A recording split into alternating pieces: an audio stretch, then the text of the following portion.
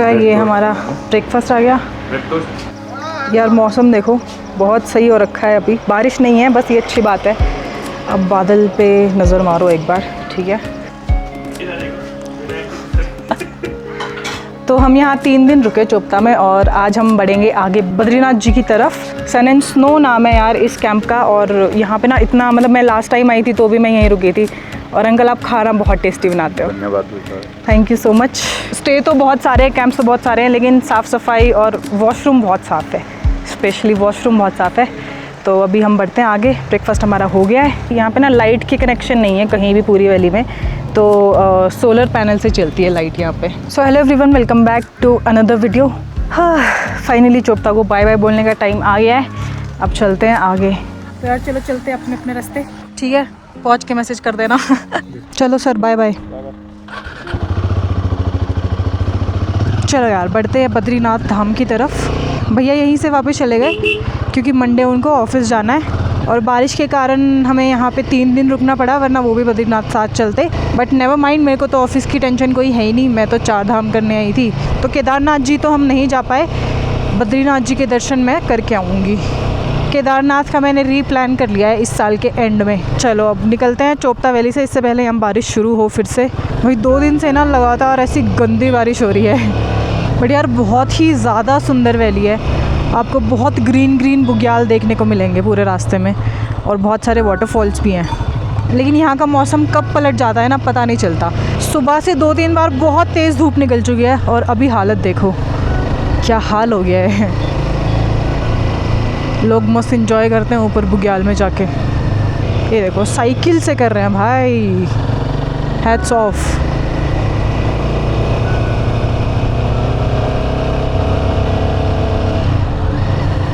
मौसम इतना ठंडा है ना कि इंजन टेम्परेचर भी देखो। पहली बार मैंने अपने बाइक के इंजन टेम्परेचर पे ब्लू कलर देखा है। और ऐसा लग रहा है पता नहीं कहाँ बाइक चला रही हूँ, कौन से बादल पे आ गई हूँ। बादल पे पाँव है। फ़िलहाल तो बादल पे पंछी है, पंछी। तो यहाँ चोपता वैली में ना बहुत सारे केटल्स और खच्चर वच्चर घूमते रहते हैं रोड पे। तो अगर ऐसा फॉगी फॉगी माहौल हो जाए ना तो थोड़ा स्पीड लिमिट में ही चलना, क्योंकि आपको फिर दिख नहीं पाएंगे। वाह, और ज़्यादा घने बादल भाई साहब। एक थंबनेल की फ़ोटो लेती यार बढ़िया यहाँ पे, बट कुछ दिख ही नहीं रहा है। ग्रीन ग्रीन मिडोज सारे छुप गए। काफ़ी टाइम बाद मेरी सोलो राइड हो रही है। बकरियों का झुंड आ गया। ए छोटी छोटी बकरी। बादल और ज़्यादा घने हो गए हैं, कुछ भी नहीं दिख रहा है, कुछ भी। ये बुलेरो को पकड़ लिया मैंने, उसके पीछे पीछे चल रही हूँ बस। तो यहाँ से तुंगनाथ जी की चढ़ाई शुरू होती है। और जिस कैंप में हम रुके थे ना, ये वहाँ से 4-4.5 किलोमीटर दूर है ये पॉइंट। तो आप अपनी गाड़ी आराम से यहाँ पे ला सकते हो, गाड़ी या बाइक, क्योंकि भर के पार्किंग है। नोमैड हो गई हूँ मैं, नोमैड, बंजारन। घूमे घूमे बंजारे, घूमे गलियाँ ये बेचारे, don't know which way to go, आगे होगा क्या। फटाक से चोपता वैली क्रॉस करनी पड़ेगी क्योंकि बारिश आ गई है। और आई थिंक नीचे जाके बारिश बंद हो जाए, रुक जाए। नीचे कम चांसेस होते हैं बारिश मिलने के, और चोपता में तो बारिश होती ही होती है। अब बारिश के सीज़न में नहीं भी आओगे तो भी यहाँ पे बारिश होगी। भाई ग्रीनरी देखो आप एक बार, वाह, ये पहाड़ों पे ग्रीनरी देखो। एक टर्न पे मौसम बदल गया। ये जो ऊपर वाली रोड आ रही है ना, वहाँ पे फुल बारिश थी और यहाँ पे बारिश बंद है। तुंगनाथ जी के ट्रैक से आगे वाला रास्ता, ये पूरा रास्ता मेरे लिए नया है। मैं कभी उस साइड गई नहीं हूँ, जोशीमठ, चमोली और बद्रीनाथ वाली साइड। और नए रास्ते पे जाने का ना एक अलग फ़न होता है। आपको नई नई चीज़ें देखने को मिलती है जो आपने पहले कभी नहीं देखी। काम चल रहा है ज़ोरों शोरों से। नीचे उतरना शुरू कर दिया मैंने चोपता वैली से, और देख रहे हो धूप है यहाँ पे, धूप। ऊपर धूप का नामो निशान नहीं था, बल्कि बारिश और थी। यूपी 38, ये कौन से सन की फॉर्च्यूनर है भाई, बहुत पुरानी लग रही है। घना जंगल है एकदम, देख रहे हो। पीछे बोर्ड लगा था कि यहाँ वाइल्ड लाइफ क्रॉसिंग भी होती है। मंकीज़ तो बहुत सारे दिख रहे हैं मुझे, लंगूर। बट यार बहुत सुंदर रास्ता है। फाइनली हमें पहला अपना साइन बोर्ड दिखा। चमोली रह गया यहाँ से 36 किलोमीटर्स। चमोली से मुझे लेफ़्ट लेना है बद्रीनाथ जाने के लिए। सांप वाप भी मिलते हैं। सांप का बोर्ड भी लगा है भाई। महादेव के मंदिर के पास सांप तो हो गई यार। बाइक में कुछ तो दिक्कत हो गई है यार। मैंने ट्रिप मीटर 0 का रखा है, ठीक है, वो 5 किलोमीटर तक उसमें क्लॉक होते हैं, उसके बाद वो अपने आप 0 पे चला जाता है। ऐसा 5-6 बार हो चुका। तो ज़्यादा इलेक्ट्रॉनिक्स भी ना बाइक में दिक्कतें देते हैं भाई। यहाँ का कुछ भरोसा नहीं है, धूप भी निकली हुई है और ड्रिजलिंग भी हो रही है। और पहाड़ी रास्तों पे ना एक इम्पॉर्टेंट चीज़ मैं आपको बताती हूँ सेफ्टी के लिए, अगर आप बाइक से आ रहे हो तो होता क्या है कि मोस्टली लोग जो डीजल की गाड़ियों में आते हैं उनको डीजल की स्मेल चढ़ती है, और घुमावदार रास्ता वैसे होता है तो मोशन सिकनेस के चांसेस बढ़ जाते हैं। तो गाड़ी चलती में लोग उल्टियाँ करते हैं, और फिर जो वो रोड पे उल्टी पड़ी रह जाती है ना, उस पर बाइक के टायर बहुत गंदे फिसलते हैं। तो आप ये हमेशा ध्यान रखना, कुछ भी आपको ऐसा दिखे चिकना अजीब सा, ठीक है, उसके ऊपर बाइक अपनी मत लेके जाना। और जब रोड खाली हो तो ट्राई कि आप रोड के बीच में बाइक चलाओ। तो यार जिस चीज़ का डर नहीं था वो चीज़ हो गई। डर तो मुझे किसी चीज़ का नहीं था, लेकिन जो ये मेरी एप्पल कारप्ले वाली डिवाइस है ना, ये बीच में अपने आप चलते चलते बंद हो गई, करंट ही नहीं आ रहा। कोई तार वार हिल गया क्या भाई?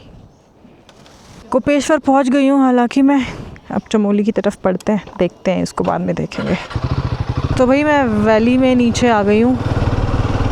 वाह, यहाँ व्यू दिख रहा है, ऊपर तो बादल ही बादल थे, यहाँ मस्त व्यू आ रहा है, फुल ग्रीन। तो यार ये तो चला नहीं, तो मैंने अपने फ़ोन में मैप लगा लिया है। मेरे पास कोई मोबाइल होल्डर भी नहीं है, तो मैं इसको इसमें डाल दूँगी। 3.5 घंटे का रास्ता बचा है, 108 किलोमीटर, टोटल 145 था, ठीक है। ये कहीं नहीं जाएगा, तो ऐसे रहे अब इसमें। अभी देख रहे हो, अभी धूप है और आगे काले बादल दिख रहे हैं उधर, बारिश वाले। एक और तरीका मुझे याद आया कि मैं अपनी बाइक में भी तो मैप लगा सकती हूँ, इसमें भी तो नेविगेशन वाले फ़ीचर हैं। इतने टाइम से यूज़ नहीं किया ना, मैं भूल ही गई थी ये वाला फ़ीचर। इससे हटाते हैं, ऐप ही हटा दिया था मैंने, अब ऐप डाउनलोड करना पड़ा। You are now connected to your motorcycle, wow, sync to triple dash. इसमें हम डेस्टिनेशन लगाते हैं बद्रीनाथ जी की। अब बस इसमें एक दिक्कत ये रहेगी कि मैं फ़ोन लॉक नहीं कर सकती, वो थोड़ी दिक्कत है। बारिश में ना इसके सारे बटन काम करने बंद कर दिए हैं, ये बैक जा ही नहीं रहा ना, ये यहाँ से लग पा रहा है। यू आर कनेक्टेड आईफोन, इसमें कनेक्ट तो हो गया है, लेकिन मैं फुल स्क्रीन पे नहीं ला पा रही इसको, इसके बटन ही काम नहीं कर रहे बारिश में भीग के। ये मोड वाला बटन बिल्कुल काम नहीं कर रहा, और जो ये जोकी स्टिक है इससे मैं करना कुछ चाह रही हूँ, हो कुछ और जा रहा है। तो मेरे को पूरा पानी सूखने का वेट ही करना पड़ेगा, तब तक हम उस छोटे वाले नेविगेशन से काम चलाते हैं। अब देखो अपने आप एग्ज़िट करने के लिए पूछ रहा है, नहीं करवाना भाई मेरे को एग्ज़िट, डिक्लाइन। HR91 के बाइकर, यहाँ से हमको लेना है राइट, श्री बद्रीनाथ धाम के लिए राइट लेना है। बद्रीनाथ है यहाँ से 105 किलोमीटर, और ये मुझे दिखा रहा है कि 500 मीटर बाद से राइट लेना है। हाई चल जा हिमालयन। ओ करा काम, बटन काम कर गया। देखो आ गई ना फुल स्क्रीन, अब मैप भी आ जा, बहुत भला होगा तेरा। तो भाई फाइनली इतनी मेहनत और मशक्क़त के बाद अपनी नेविगेशन लग चुकी है। पूरा पानी ऐसा लग रहा है कि बारिश का मेरी बाइक के बटनों में ही घुस गया है। चौपता में इसकी इलेक्ट्रॉनिक्स चौपट हो गए। यहाँ से हमें लेना है राइट। केंद्रीय विद्यालय भी है चमोली में, गवर्नमेंट लॉ कॉलेज है ये गोपेश्वर का। भाई यहाँ है तेज़ धूप, बहुत गर्मी है, टेम्परेचर एकदम से 32 डिग्रीज पहुँच चुका है। इधर से हमें लेना है ये ब्रिज नहीं है ये, गवर्नमेंट कॉलेज, ये तो कॉलेज है, कॉलेज में कहाँ घुस रही हूँ मैं। Government college of nursing PG। ये मैप ना इतना यूज़फुल है नहीं, मैं समझ नहीं पा रही ये दिखाना क्या चाह रहा है, इसलिए मैंने इसको यूज़ करना छोड़ा था और ये ख़रीदा था।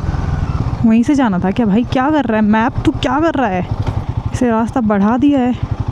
और इस मैप का एक और जो नेगेटिव पॉइंट है वो ये है कि ना तो ये ETA दिखाता है, ना ये दिखाता है कि इतना टाइम आपको लगने वाला है। ये बस किलोमीटर्स दिखाता है, जैसे भी मुझे दिखा रहा है कि 93 किलोमीटर्स मेरे बच्चे हैं। अब अगली अपनी डेस्टिनेशन है जोशीमठ, आई गेस वहाँ पे रुक के मैं लंच करूँगी।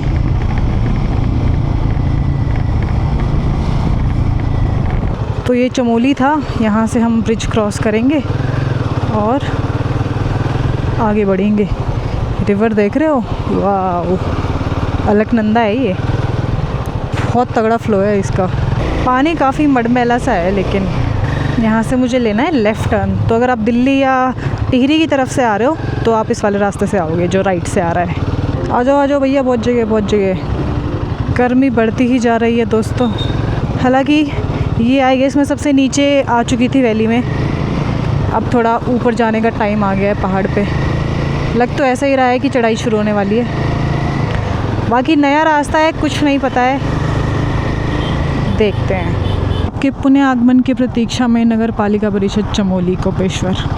इतने टाइम से मैप चल रहा है फिर भी एग्जिट नेविगेशन अपने आप ही दिखाया जा रहा है। क्या हो गया है पंछी तेरे को, क्यों कर रहा है ऐसी हरकतें? माना विलेज है यहाँ से 93 किलोमीटर्स, बद्रीनाथ 89। माना जो है वो इंडिया का पहला विलेज है, पहला गांव। मेरे हिसाब से उत्तराखंड में बहुत सारे तपोवन है, मतलब बहुत सारी जगह पे तपोवन नाम की जगह है। लो भाई चढ़ाई शुरू हो गई। कहाँ भाई कहाँ? HR 98 हरियाणा नहीं है ये तेरा। यहाँ पे अच्छे खासे टूरिस्ट दिख रहे हैं। बद्रीनाथ काफ़ी श्रद्धालु जाते हैं मेरे हिसाब से। गंगोत्री में भी सही भीड़ थी, यमुनोत्री में थोड़ी कम भीड़ थी। फिर वो एक ही रीज़न इस चीज़ का मुझे समझ आता है कि यमुनोत्री में चढ़ के जाना पड़ता है, वहाँ का ट्रैक है। गंगोत्री धाम और बद्रीनाथ धाम दोनों रोड पे ही हैं, तो वो रीज़न हो सकता है। अगेन गड्डी नाम की जगह, गड्डी लैम्बोर्गिनी पीले रंग दी, राजपुरो आया नहीं मैं तेरे पीछे पीछे, तेनू डेरा बस्ती लभदा फिरा, कदों होनी छुट्टी तेरी तेरी तेनू चिट्ठी नहीं, मैं DAV दे बाहर खड़ा। गर्मी से छुटकारा मिलना तो मुश्किल है अभी। जोशीमठ रही है 33 किलोमीटर्स। जोशीमठ में रुक के कुछ खाऊंगी और फिर सीधा बद्रीनाथ में जाके रुकूंगी। देख रहे हो क्या कूड़ा मचा रखा है भाई। टूरिस्ट आते हैं ना, गंदगी फैलाते हैं यार हर जगह, वो बिल्कुल अच्छा नहीं लगता मेरे को देख के। अभी मैं NH7 पे चल रही हूँ और रोड काफ़ी अच्छी है, हाईवे है पूरा। मतलब चमोली के बाद से अच्छा रोड शुरू है पूरा। मतलब अगर आप केदारनाथ की तरफ से आ रहे हो तो चोपता वाला पहाड़ क्रॉस करने के बाद चमोली के बाद अच्छा रोड है, डबल लेन रोड है। अब याद आया कि ये जो भीड़ इतनी आपको दिख रही है ना, ये सारी भीड़ बद्रीनाथ की नहीं है। कुछ लोग हेमकुंड साहिब भी जा रहे हैं। हेमकुंड साहिब गुरुद्वारा पड़ता है बीच में, और एक वैली ऑफ फ्लावर्स भी पड़ती है बीच में, वो भी बहुत सुंदर है। इन दोनों डेस्टिनेशन के लिए आपको ट्रैक करके जाना पड़ेगा। इस वाले पैच पे बहुत कंस्ट्रक्शन चल रही है और टेम्परेचर जो है वो 35 डिग्री हो चुका है। नोट्स ले रही हूँ मैं कि कल जब मैं वापस आऊँगी घर जाने के लिए, दिल्ली जाने के लिए, तो मुझे कहाँ से कूलिंग वेस्ट पहन लेनी है। ये टनल नई बन रही है या कंस्ट्रक्शन चल रहा है इसमें? आई गेस यहाँ पे बहुत लैंडस्लाइड होती होगी, इसीलिए ये टनल बनाई जा रही है, क्योंकि साइड से तो रास्ता एक आ रहा था। BRO वेलकम्स यू टू देवभूमि। क्या बात है। बीच बीच में ना काफ़ी ख़राब पैचेस हैं, क्योंकि लैंडस्लाइड बहुत होती है कुछ कुछ एरियाज़ में ना, और पत्थर भी गिरते हैं। मतलब लिटरली मैंने पत्थर गिरते हुए देखे अपनी आँखों से। ये नए ब्रिज का निर्माण होता हुआ, फिर वहाँ से नहीं घूम के जाना पड़ेगा, हम यहीं से जा सकते हैं उस साइड। यहाँ रुका जाए यार कुछ खाने पीने, आगे ही देखते हैं। एक तो ना सोलो में ये बहुत देखना पड़ता है कि कहाँ रुकना है कहाँ नहीं रुकना है, किस हिसाब का माहौल है। यहाँ रुकती हूँ, यहाँ सही वाइब आ रही है मेरे को अच्छी वाइब आ रही है यहाँ पे।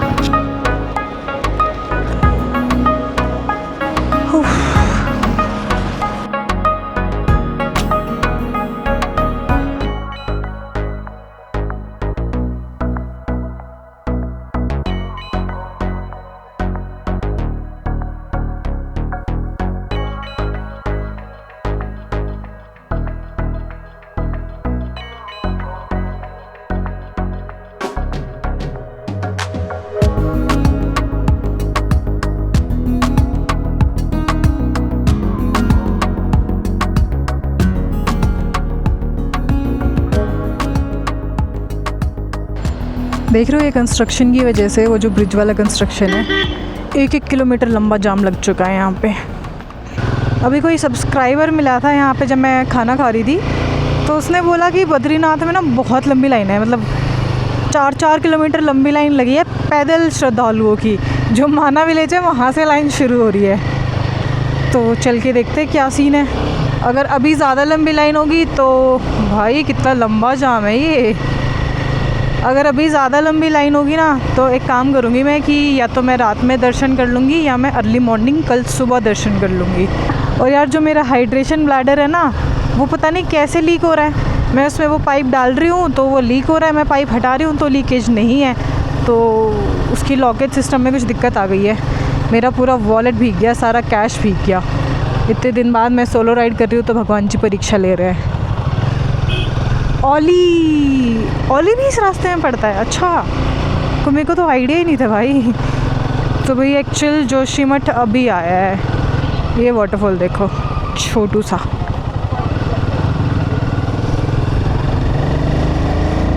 जोशीमठ से आपको ठंडक मिलनी शुरू हो जाएगी, इससे पहले गर्मी है। बारिश भी आ गई है, थोड़ी थोड़ी बूंदें गिरने लग गई हैं। भाई आप ये देख पा रहे हो सामने सूरज की किरणें थोड़े से पैच में गिर रही है, बिल्कुल ऐसे सीधे वो उस पहाड़ पे। क्या सुंदर नज़ारा लग रहा है वो। और जाम में बाइक का फ़ायदा उठाती हुई मैं, एक बड़ी बस और एक टूरिस्ट ट्रैवलर, ये दोनों फंसे हैं। इसकी वजह से इतना लंबा जाम लगा हुआ है। अभी मैं फिर से पूरा वैली में आ गई हूँ, बिल्कुल बगल में ही नदी है। भाई यहाँ पे फ्लो बहुत तगड़ा है अलकनंदा रिवर का। ऊंचा है आसमां, ऊंची उड़ाने हैं, करके ही छोड़े दिल जो भी ये ठाने हैं। ऊंचा है आसमां, ऊंची उड़ाने हैं, करके ही छोड़े दिल जो भी ये ठाने हैं। All I love is सतरंगी रंगों जैसी आज़ादियाँ।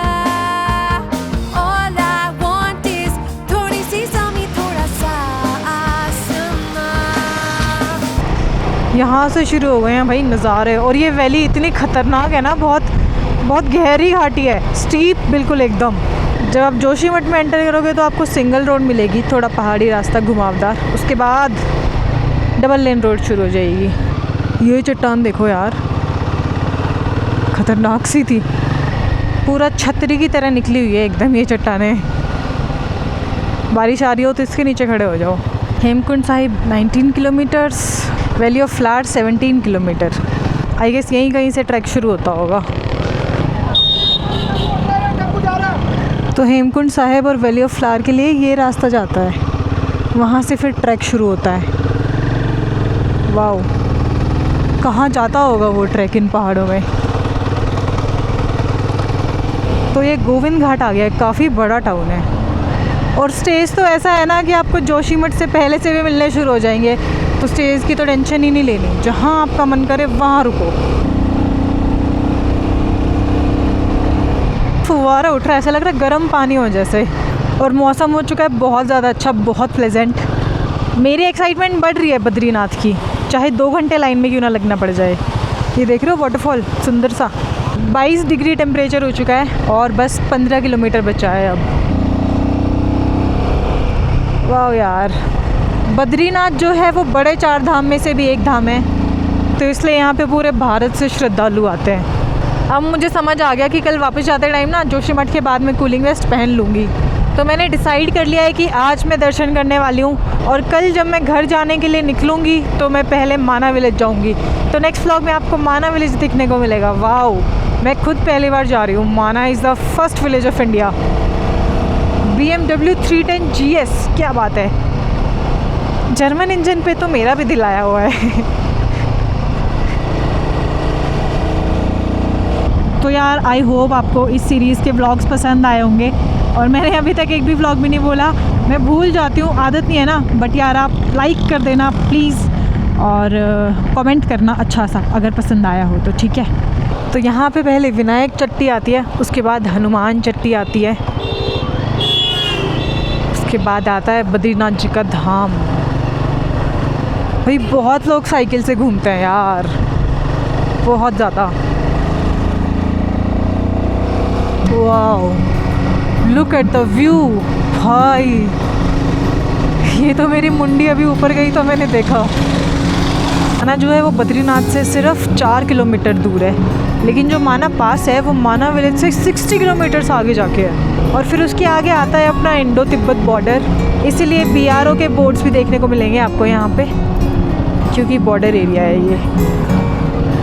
स्कूटी से भी आए हैं लोग, बड़ी खुशी मिलती है मुझे लोगों को स्कूटी से ट्रैवल करता देख।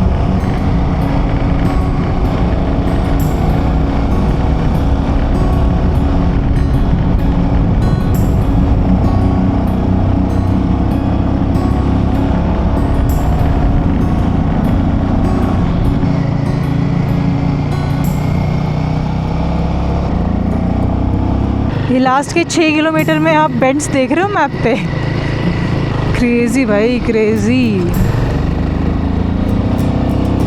भाई क्या व्यू है यार, ऊपर पहाड़ की चोटी पे देखना यार भाई, बहुत सुंदर है यार ये।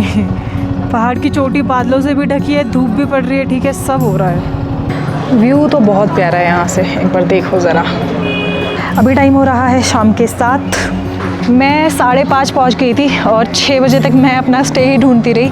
फाइनली मैं इधर रह रही हूँ, हर्मिटेज इन द हिमालयाज़ करके। बाइक मेरी यहाँ पे पार्क्ड है। अभी चलते हैं दर्शन करने।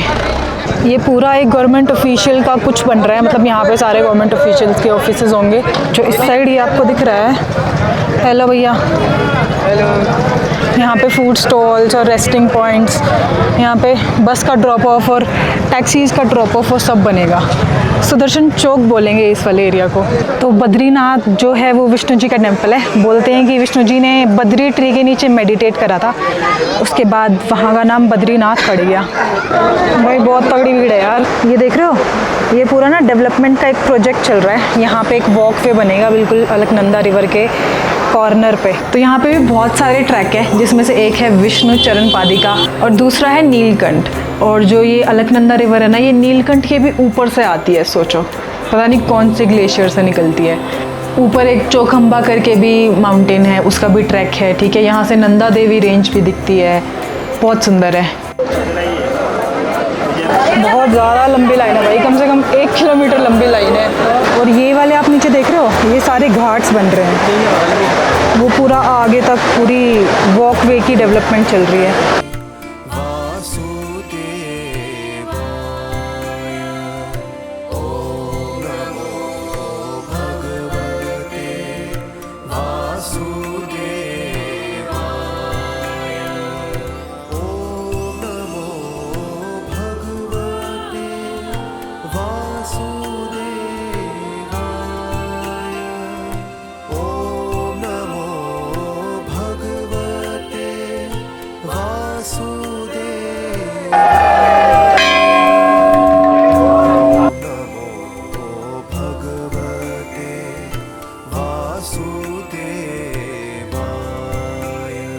यहाँ पे तप्त कुंड भी है, तो आप यहाँ स्नान कर सकते हो आराम से। तो बद्रीनाथ को ना बद्री विष्णु धाम भी बोला जाता है, और बोलते हैं कि ये जगह ना धरती की स्वर्ग है। तो दर्शन बहुत अच्छे से हो गए, काफ़ी भीड़ थी। और जैसे जैसे अब रात होएगी, नदी का फ्लो बढ़ता जाएगा। बहुत भयंकर लग रहा है इसका फ्लो।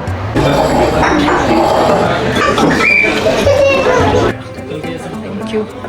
तो यार फाइनली खाना वाना खा के मैं अपने स्टे पे वापस आ चुकी। और मैंने आपको दिन में बताया था ना कि मेरा वो हाइड्रेशन बैग वाली चीज़ उसका लॉक लीक हो रहा था। देखो, मेरे सारे कार्ड्स और सारा कैश भीग गया उसमें, क्योंकि मेरा वॉलेट भी रखा था उसमें। और मेरे वापस आते ही लाइक मैं खाना खा के आई और बारिश शुरू, तो मैं बच गई। तो अभी टेम्परेचर हो गया है 10 डिग्री, रात में थोड़ी ठंड और बढ़ेगी। तो चलो मैं इस व्लॉग को यहीं पे एंड करती हूँ। आई होप आप लोगों को अच्छा लगा होगा ये वीडियो, और बाकी पहले वाले वीडियोस भी। तो मैं चाहती हूँ कि आप लोग अच्छे अच्छे कमेंट्स करो, ठीक है। मिलते हैं नेक्स्ट वीडियो में, तब तक के लिए keep loving, keep watching, keep supporting. Bye bye.